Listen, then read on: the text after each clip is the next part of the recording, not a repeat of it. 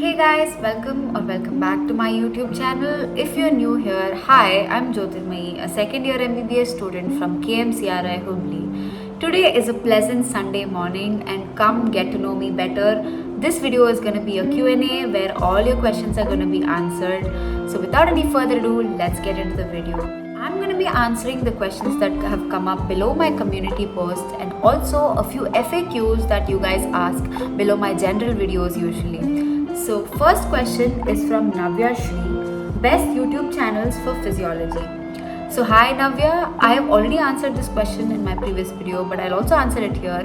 The best YouTube channels according to me for physiology are Dr. Najib Sir's lectures and Ninja Nerd lectures. Both of them are excellent and you can try out both and you can watch whichever you like. Next, Liliana asks, how do you study, make notes, revise and do all these while teachers sliding slides every day? Hi Liliana, firstly I do not do all of this together and I don't think anybody can do all of it together. So during class what you have to do is try to pay attention in class and make class notes. Even though the teacher is sliding slides, there'll be a few important points that she mentions orally saying that this is important or something like that. You can note those points down. And always you're an MBBS student, so nobody's going to spoon feed you. So after class you have to come back and read. So when you come back and read from the textbook, you might find some important points that are not given by the teacher, or you can find some points that the teacher has given and it's not there in the textbook. You have to make a compilation of all these things into one notebook and that will serve as your holistic notebook. So that's how you make notes and study during class. And talking about revising, you have to revise in regular intervals of time and it is not done in one day. So you have to do it over a period of time and just revise these notes and also look at the diagrams from the textbook, flowcharts and everything from the textbook and you'll be good, right? Okay, next, Dr. 4534 asks, should we read every line of book in Anat Physio Biochem or just the main topics? So firstly, I would like to say if you're just beginning in first year, then you have to read everything at least once. There is no shortcut. If you want to stand out from the crowd, you have to read everything at least once. Then towards the end, when the exam time starts, that's when I would say that please only read important topics and make sure you know everything that is important and that is most likely to come up as a question for you in exam. That will give you an extra edge.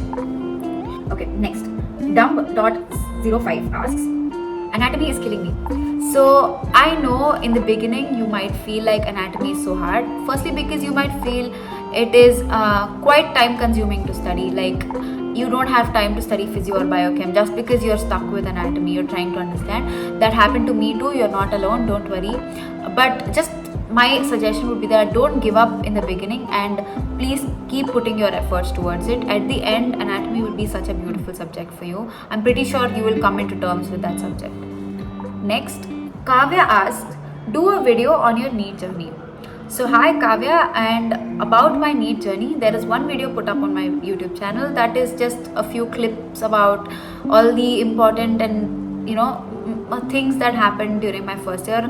They're just like photos and videos kind of, but there are a lot more things about my NEET journey. If you guys want a video on my NEET journey, I would definitely make a sit down and talk kind of video. There's a lot. It was just a roller coaster to say the least. It's a very emotional journey of mine.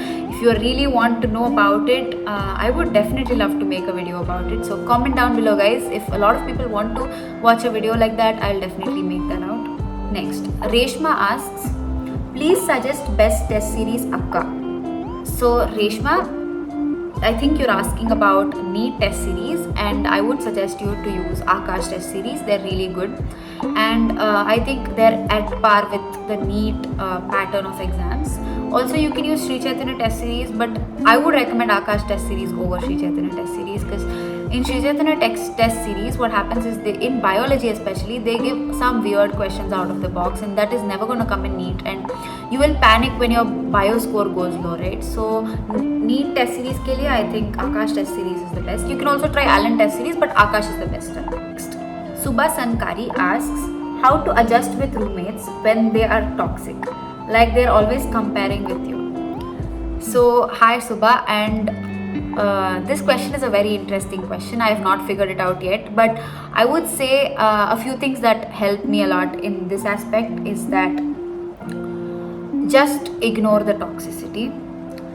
And see, why I'm telling this to you is if someone's being toxic to you, that means they want you to feel bad. They want your downfall. And if you yourself are giving your downfall to them, that means you are letting them win. You should never let other people win over you. So always have this mindset that you can do it, and no matter what other people think about you, it's ultimately your life and you will excel in it. So always ignore the toxicity. I'm just telling this to you in general, not about roommates or toxic roommates, but toxic people in general, be it your classmates, batchmates, friends, professors, or be it seniors especially. Just ignore the toxicity. Do not associate yourself with toxic people, is what I'm saying. Ultimately, your mental health matters more than anything. I would say this again, your mental health matters over anything in this world. So always try to keep yourself happy. How to get over this toxic feeling, you may ask? Indulge yourself in things that you really love to do. For example, I sing, I record videos, I go out on walks, talk to people that actually matter. They actually care about me. So talk to them, have conversations with them. This is one thing that worked for me a lot.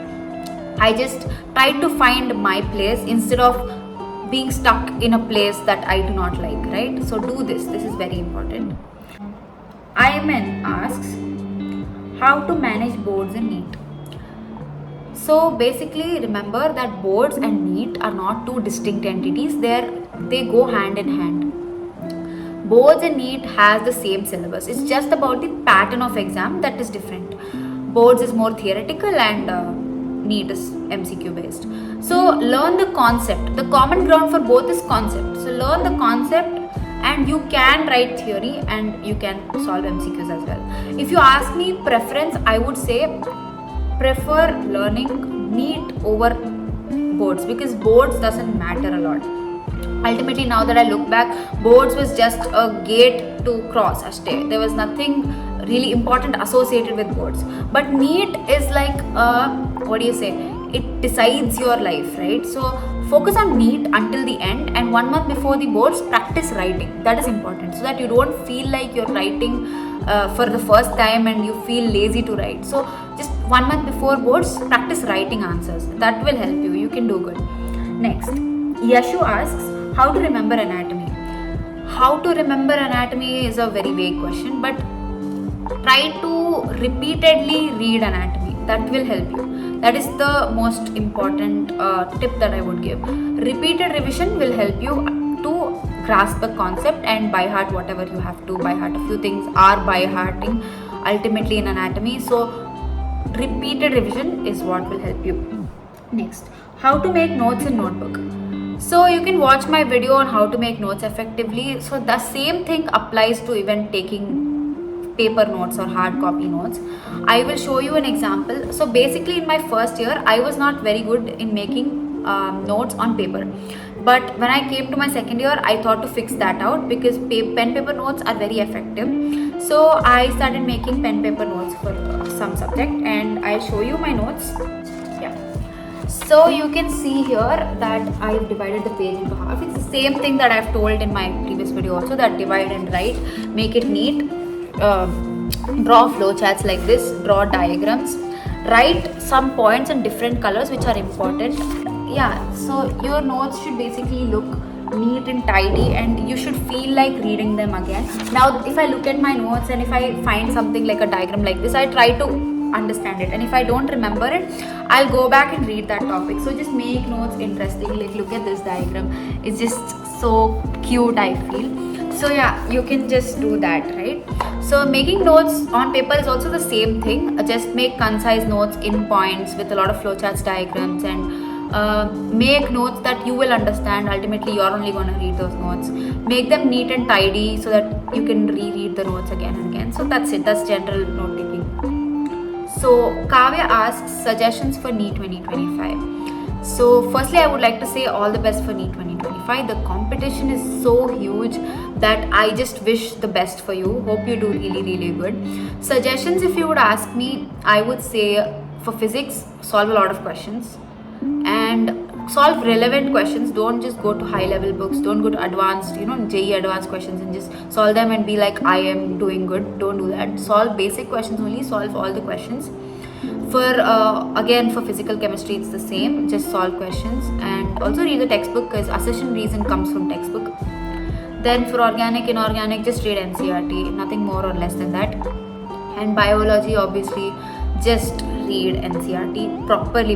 You should know every line of NCERT, and practice assertion and reason type questions, because you'll know how they twist the questions, how they change one word and the answer changes, right? So just practice that. And my suggestions, academic suggestions are just this, but more of suggestion would be that stay strong mentally. There'll be some days when you break down because of your marks, you might feel worthless, but always remember there is a bright side after every downfall.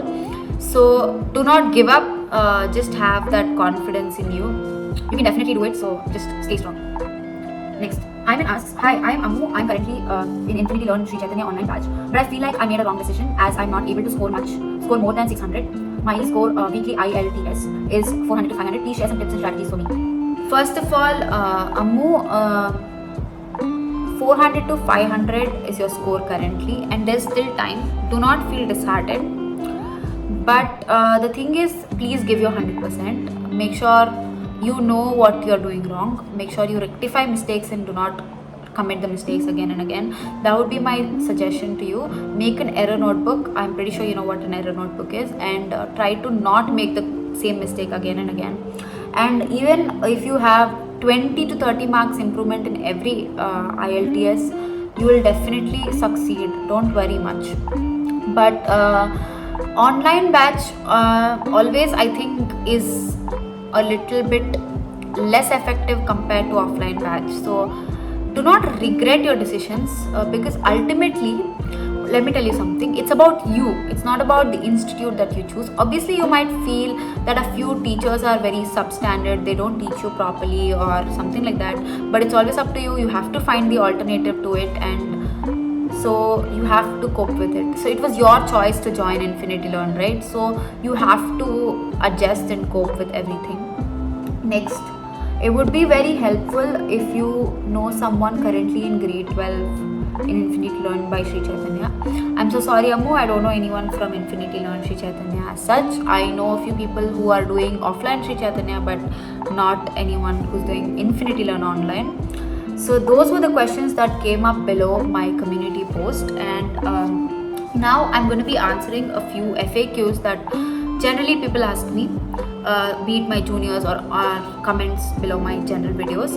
Firstly, what was my NEET score and rank? My NEET score was 635 and my rank was 11,581 in NEET 2023. Where did I do my PU? I studied in Sri Chaitanya PU College, Marathalli, Bengaluru.